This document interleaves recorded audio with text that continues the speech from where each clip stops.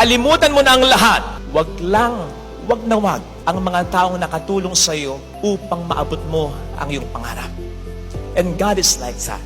Kaya't sa pangarap ng Diyos na maayos pa ang pamilya mo, kitang-kita niya at pinahalagaan niya ang pakisikap mo. Sa pangarap ng Diyos na mabigyan ng magandang kinabukasan ng mga anak mo, ang mga kapatid mo, nakikita at pinahalagaan ng Diyos ang sakripisyo mo. Sa pangarap ng Diyos na maayos pa ang buhay ng asawa mo, mapatino mo pa ito, pati na ang anak mong pasakitulo, nakikita ng Diyos ang pagtitiis mo. Sa pangarap ng Diyos na mapagaling pa ang mahal mo, nakikita ng Diyos ang pag-aalaga mo, pati ang nagagasta mo. Sa pangarap ng Diyos na mapag-ayos pa at mapagkasundo pa ang mga mahal mo, believe me, nakikita niya at pinahalaga niya ang pag-a-adjust at kababaang loob mo.